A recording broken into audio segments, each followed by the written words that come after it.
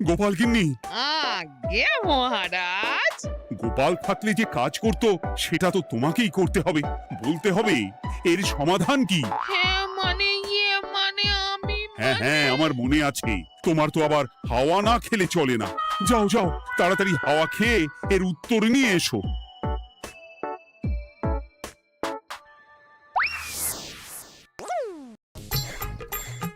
এই জন্য তুমি এত দূর ছুটে এলে গিন্নি? মহারাজকে বলবে যে তিনি যেন আজ রাতে চাদরটা মুখে ভালো করে মুড়িয়ে ঘুমোন, তাহলেই মিটে যাবে।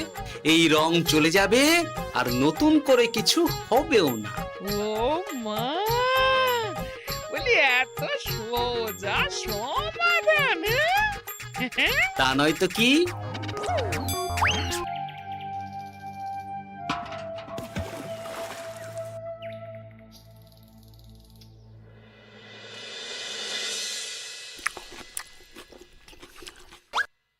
হে কি, জল নেই? জল শেষ হয়ে গেল নাকি? এই জানো তো, গ্রামের সব জলাশয়ের জলস্তর না নেমে গেছে, পুকুরও শুকিয়ে গেছে, কুয়োতে জল অনেক নিচে চলে গেছে। কি যে হবে কে জানে? এই বছর তো বৃষ্টি হয়েছে কম, তার উপর মানুষজন জল ব্যবহারের চেয়ে নষ্ট করে বেশি। দেখি, মহারাজকে বলতে হবে।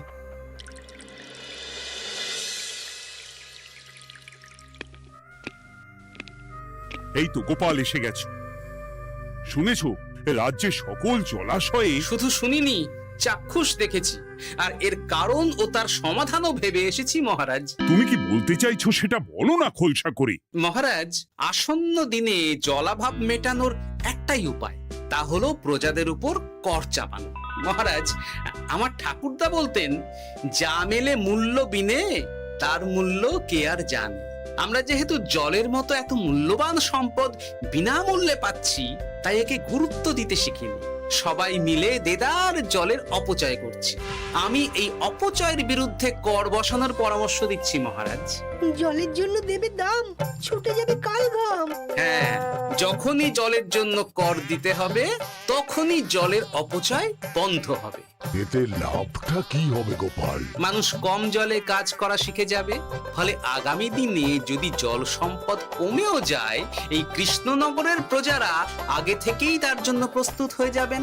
কিন্তু আমি আমার প্রজাদের কাছ থেকে জলের দাম নেব গোপাল? না মহারাজ, কর বাবদ যে অর্থ উপার্জন হবে তার সাথে আপনার দান মিলিয়ে রাজ্যের মধ্যে একটা বিরাট কৃত্রিম জলাধার বানানো হবে, বাহ বাহ বাহ, যেখানে বৃষ্টির জল সংরক্ষণ করা যাবে মহারাজ। এতে সারা বছর ধরে আর কোনো জলের অভাব থাকবে না মহারাজ। গোপালের প্রস্তাব বড় ভালো লেগেছে। আগামী দিনে ইতিহাসে এই কর্মযজ্ঞের কথা লেখা থাকবে বলেই আমার বিশ্বাস। আর তাই আমি গোপালকে এই মুহূর্তে 50টি স্বর্ণমোহর উপহার দেব বলে ঘোষণা করছি। সাধু সাধু সাধু।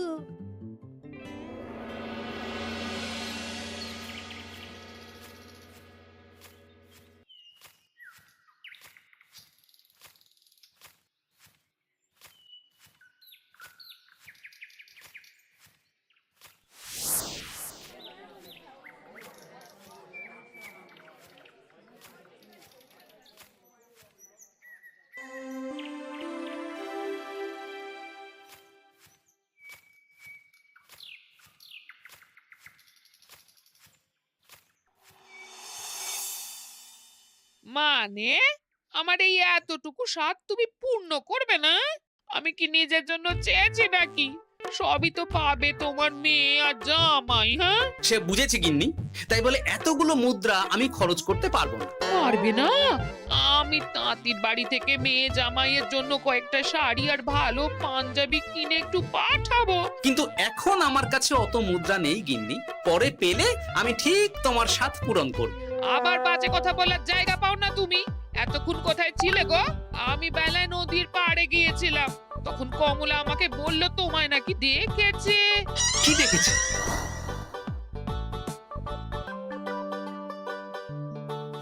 কোথায় গেল?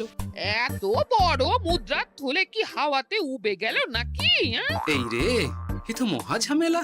কখন কে যে গিন্নিকে খবর দিচ্ছে সেটা টেরও পাইনি।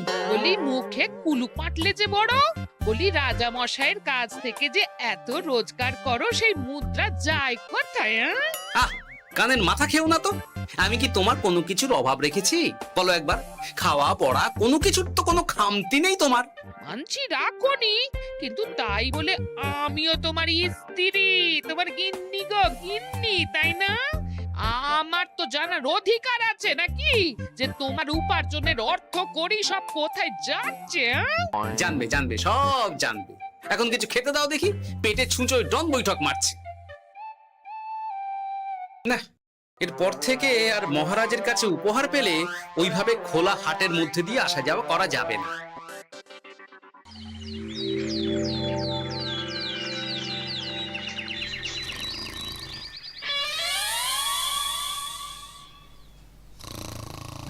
তোমার আর কোনো চিন্তা নেই গোপাল, আমি তোমার মাসোহারা তো বাড়িয়ে দিলাম, সঙ্গে প্রত্যেক দিন তুমি 10 মোহর করে পারিতোষিক পাবে। এই নাও। আহ, এই ভোরবেলায় একটা জব্বর স্বপ্ন দেখা গেল বটে। এই স্বপ্ন ফলে গেলে আর কোনো চিন্তা নেই। গিন্নি, ও গিন্নি, বলি গেলে কোথায়? গিন্নি, সাড়া নেই। ও গিন্নি, রাগ করলে নাকি গো? আরে এসো এসো, এমন একটা স্বপ্ন দেখেছি না যে তোমার আর কোনো চিন্তা থাকবে না গিন্নি। মোহর আর মুদ্রা একেবারে ঝরে পড়বে গো।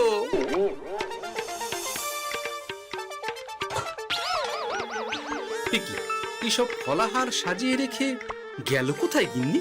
নিজের বাপের বাড়িতে তো যাবে না, কেউ নেই সেখানে। মেয়ের বাড়ি গেল নাকি? না, মেয়ের বাড়িতে তো গিন্নি যায় না। তাহলে না না, খালি পেটে এত ভাবতে পারছি না। আগে মুখ হাত ধুয়ে এসে কিছু খেয়ে নি, তারপর দেখি গিন্নি কোথায় গেল। না, গিন্নিকে তো কোথাও দেখলাম না। গেল কোথায়? যাকে আগে রাজবাড়িতে তো যাই, ফেরার সময় না হয় আবার খোঁজ নেব, ততক্ষণে ফিরেও আসতে পারে।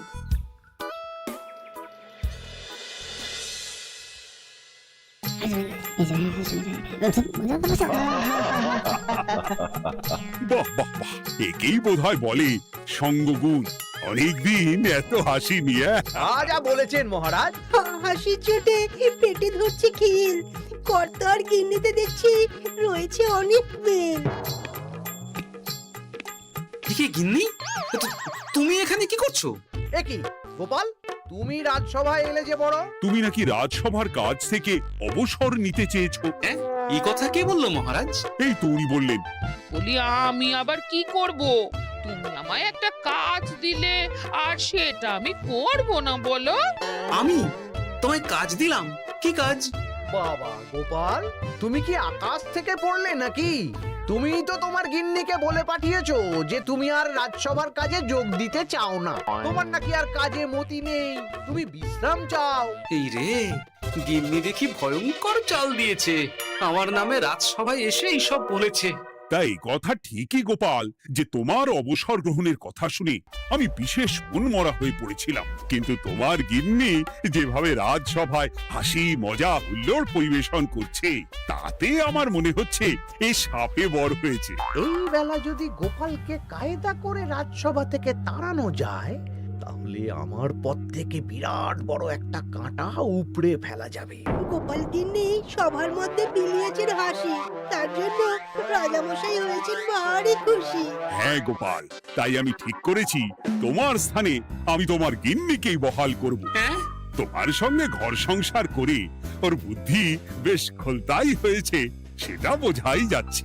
এছাড়াও আমাদের অনেক পরামর্শ দিয়ে সাহায্যও করতে পারবে। তাছাড়া উনি মহিলা বলে অন্দরমহলেও যেতে পারবেন, রানীমাও খুশি হবেন বলেই তো আমার বিশ্বাস। কি গোপাল গিন্নি, তোমার এই কাজ করতে কোনো আপত্তি নেই তো? আপত্তি কেন থাকবে মহারাজ? আমি ধন্য আপনি আমায় এত বড় সম্মান দিচ্ছেন বলে। এ তুমি আমার কত বড় সর্বনাশ করলে গিন্নি। তুমি কিনা শেষে আমার চাকরিটাই খেলে। এটা গোপালের জন্য বড় ভালো হলো, তাই না? কোনো কাজ করতে হবে না, কিন্তু রোজগার আগের মতোই থাকবে। অবসর আর উপার্জন একসাথে। না হে গোপাল, তুমি আর এখানে কাঁচু মাচু মুখে দাঁড়িয়ে না থেকে নিজের বিশ্রামে ব্যাঘাত ঘটিও না। আমাকে সবার কাজ শুরু করতে দাও। যথা আজ্ঞা মহারাজ।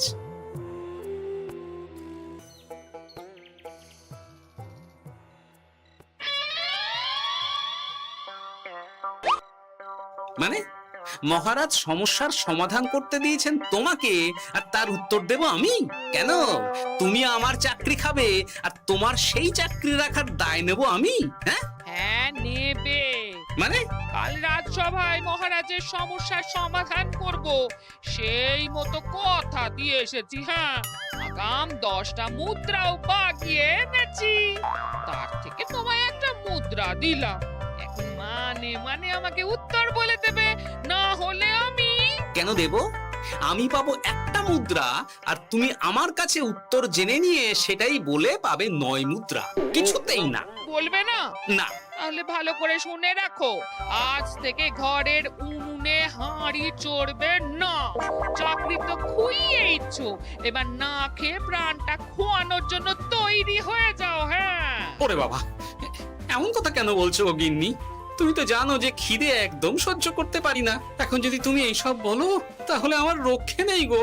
বেশ, তাহলে আমি যা জানতে চাইছি শ্বশুর শ্বশুর করে বলে ফেলো দেখি। এ আমি কি শাঁখের করাতে পড়লাম রে বাবা। ঠাকুর, এত দুর্ভোগ লেখা ছিল, ঘরে বাইরে সব জায়গায় এত হেনস্থা যে সহ্য করা যায় না ঠাকুর।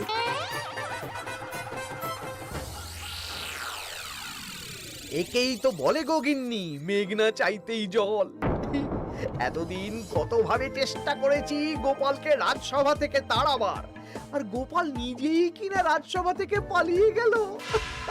কি সব বলছো? তোমার শরীর ঠিক আছে তো? শরীর মন সব ঠিক আছে, তবে গোপালের বদলে কাকে বহাল করা হয়েছে শুনলে তোমার মাথা ঘুরে যাবে। কাকে? গোপাল গিন্নিকে। আমার কিন্তু বিষয়টা খুব একটা সরল ঠেকছে না গো। গোপাল ভাঁড়ের বুদ্ধি তো আর যে সে বুদ্ধি নয়। উনি যাই করেন খুব ভেবে চিন্তে করেন, এর পেছনে আবার কোনো মতলব নেই তো। এটা তুমি মন্দ বলনি গিন্নি। গোপালকে নিয়ে সত্যিই কোনো বিশ্বাস নেই। ও কখন কি ঘোট পাকাচ্ছে বলা যায় না। আমাকেও সাবধানে থাকতে হবে। দেখতে হবে যে গোপাল আসলে কি চাল চালতে চাইছে।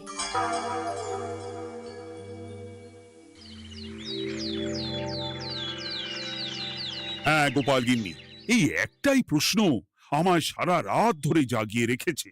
মানুষ মরে ভূত হয়, ভূত কি মরে? তাহলে ভূত মরলে কি হয়? মানে মহারাজ, এই প্রশ্নের উত্তর আমার আজকে দিতে ইচ্ছে করছে না। হ্যাঁ, আমি না হয় আপনাকে আগামীকাল এই প্রশ্নের উত্তর দেব, ঠিক আছে? হ্যাঁ, গাছ থেকে পড়ে গেলে জাপটে ধরে ডালকে। আজকের প্রশ্নের উত্তর উনি দেবেন কালকে। না হে গোপাল গিন্নি, তা হয় না। এই প্রশ্ন আমাকে সারা রাত বিচলিত করেছে। আবার যদি আজকেও এই প্রশ্নের উত্তর না পাই, তাহলে তো আবার একটা নিদ্রাহীন রাত আমাকে কাটাতে হবে। মানে আমি বলছিলাম কি মহারাজ, গোপাল গিন্নি তো সদ্য এই কাজে বহাল হয়েছে, তাই তাকে তো একটু সময় দেওয়া দরকার নাকি? কিন্তু প্রশ্নের উত্তর না পেলে যদি মহারাজের শরীর খারাপ হয়, তার দায় কে নেবে মন্ত্রী মশাই? এই রে, এখন আমি কি করব? এ তো মহা বিপদে পড়লাম দেখছি। আচ্ছা মহারাজ, ঠিক আছে ঠিক আছে, আমি এই প্রশ্নের উত্তর দেব, কিন্তু আমার না একটু সমস্যা আছে। খোলা হাওয়াতে গিয়ে না দাঁড়ালে আমার ঠিক মাথা খোলে না, তাই বলছিলাম। তাই না হয় যাও, হাওয়া খেয়ে এসে মাথাটা খোলতাই করে নাও, কিন্তু এই প্রশ্নের উত্তর আমাকে আজকেই দিতে হবে। হ্যাঁ, উফ, এই যে কি সমস্যা! সারাদিন ঘরে বসে থেকে থেকে তো আমার সারা গায়ে বাদ ধরে গেল। সেই সকাল বেলা আমাকে ফলাহার করিয়ে দিয়ে গিন্নি তো চলে গেছে রাজবাড়িতে চাকরি করতে। এদিকে আমার যে পেটে কিচ্ছুটি নেই, তার কি হবে? মহারাজ দোকানে গিয়ে যে ভালো মন্দ খাবো তারও উপায় নেই, তাহলেই তো কাঁড়ি কাঁড়ি খরচা। না, একবার দেখি তো উনুন ধরিয়ে অন্তত ভাতে ভাতটা চাপাতে পারি কিনা। তাহলে গিন্নির ওই হাঁড়ি না চড়ার হুমকির হাত থেকে অন্তত বাঁচা যাবে।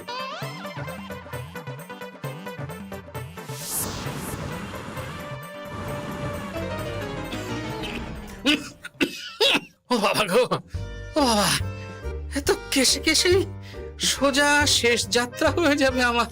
না, এর চেয়ে না খেয়ে মরাও ঢের ভালো। ওগো দেখি তুমি বাড়িতে কেন? এত হাঁপাচ্ছ কেন? সাড়ে তাড়া করেছে নাকি? আরে না গো, মানুষ মরে ভূত হয়, ভূত কি মরে? তাহলে ভূত মরলে কি হয়? খোলা হাওয়াতে গিয়ে না দাঁড়ালে আমার যে মাথা খোলে না। ও, এই হলো ব্যাপার। বেশ, এর উত্তর তোমায় আমি বলে দিচ্ছি। ভূত মরে প্রথমে এক ঝুড়ি অন্ধকার হয়, সেই অন্ধকার হাওয়াতে উড়ে বেড়ায়। এক সময় সেই অন্ধকার পাতলা হতে হতে কুয়াশার মতো হয়ে যায়। ব্যাস, মিটে গেল। ব্যাস, মিটে গেল। যদি রাজা মশাই এই কথা বিশ্বাস না করেন, তুমি হলপ করে বলবে, আপনি যখন মরবেন একদম মিলিয়ে নেবেন মহারাজ। এর চেয়ে এক পা এদিক ওদিক হয় না যেন। হ্যাঁ, এই না হলে তুমি গোপাল ভাঁড়। বুঝেছো তাহলে? এই তুমি চিন্তা করো না, রাজবাড়ি থেকে ফেরার সময় আমি তোমার জন্য অনেক অনেক বাজার করে আনবো, ঠিক আছে? এই আমি যাই। এ তো ভারী মজা হলো। মহারাজ তক্ষুনি প্রশ্নের উত্তর চাইলে গিন্নি এইভাবে সেই রাজবাড়ি থেকে দুধ দাঁড়িয়ে ছুটে আসছে উত্তর জানতে। আমাকে তুমি একটা চাল দিয়ে কুপকাত করেছে তো গিন্নি। এইবার বুঝবে কত ধানে কত চাল।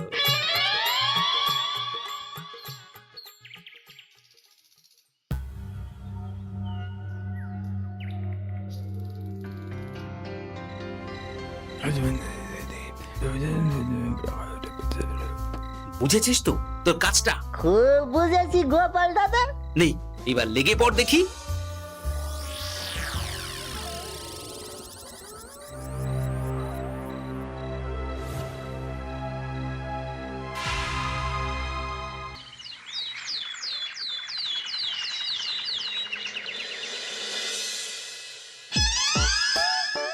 তাহলে আর বলছি কি তোমাদের, সকালবেলায় উঠে দেখি মুখের এই হাল। এই কাণ্ড কি করে হলো মহারাজ? আহ, তার আমি কি জানি। আমি সকালে উঠে আয়নায় নিজেকে এই অবস্থায় দেখে খুব চিন্তায় রয়েছি। গোপাল গিন্নি, আগে মহারাজ, গোপাল থাকলে যে কাজ করতো সেটা তো তোমাকেই করতে হবে, বলতে হবে এর সমাধান কি। হ্যাঁ মানে মানে আমি হ্যাঁ হ্যাঁ, আমার মনে আছে। তোমার তো আবার হাওয়া না খেলে চলে না। যাও যাও, তাড়াতাড়ি হাওয়া খেয়ে এর উত্তর নিয়ে এসো।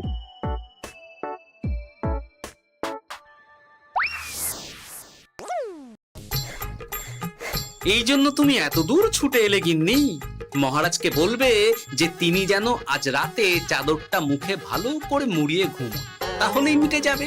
এই রং চলে যাবে আর নতুন করে কিছু হবেও না।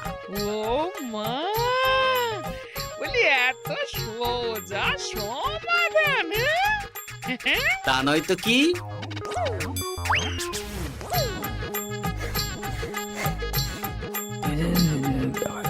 কাল সারা রাত আকাশে একবার দেখলাম চাঁদ উঠেছে, আর একবার দেখলাম ঘোর অমাবস্যা। এর কারণ কি?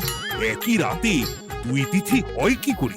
মানে আর একটা সমস্যা। হ্যাঁ, এটা আগে বললেই তো হতো মহারাজ।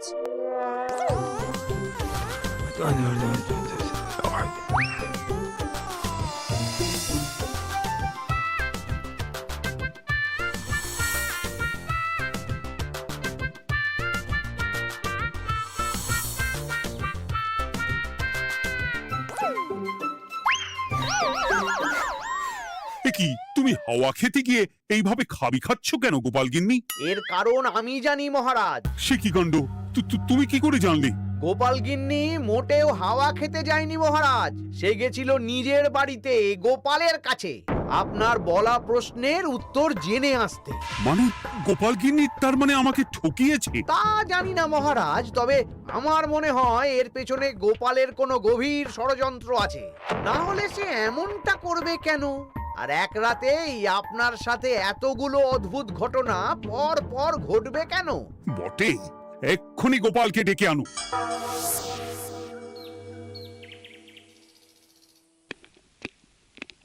না মহারাজ, আমি সত্যি অবসর চেয়েছিলাম, আর তাই আমার গিন্নি আপনার কাছে এসে বলেছিল। ওর কোনো দোষ নেই মহারাজ। না মহারাজ, আমি মিথ্যে কথা বলেছি। হ্যাঁ, উনি আপনার কাছ থেকে পাওয়া সোনার মোহর নিয়ে বাড়ি যান না, তাই আমি ওকে শায়েস্তা করতে এই ফন্দি করেছিলাম। আসলে মহারাজ, আমি আপনার কাছ থেকে পাওয়া সোনার মোহর জল প্রকল্পের কাজে লাগাবো বলে কিছু জনকে নিয়ে একটা দল গঠন করতে গিয়েছিলাম, আর তাদের কাছেই ওগুলো রেখে এসেছি। এটা যদি আমার দোষ হয় তাহলে আমি ক্ষমা প্রার্থী মহারাজ। সাধু গোপাল, সাধু তোমার উদ্যোগ। এই কাণ্ড! আর এদিকে রাজবাড়ি থেকে বাড়ি, আর বাড়ি থেকে রাজবাড়ি করতে করতে আমার প্রাণ ওষ্ঠাগত হয়ে গেছে মহারাজ। ওহ, আমার ঘাট হয়েছে, আপনি আমায় ক্ষমা করে দিন মহারাজ। হুম, এইবার মজার টের পেয়েছ তো গিন্নি? আপনি আপনার আদরের গোপাল ভাঁড়কেই তার চাকরি ফিরিয়ে দিন মহারাজ। আমি যাই আমার হেসেল সামলাতে। কেলে পচা খুব ভালো করেছে বলতে হবে।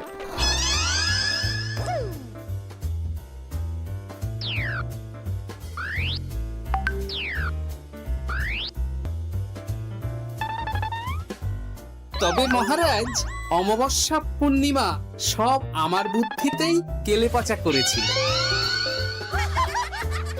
আপনার ওই মুখের রং, ওটি একটি বিশেষ রং যার আয়ু একদিন, তাই ওটা এমনিই মিলিয়ে গেছে। হ্যাঁ, সেই বরং ভালো।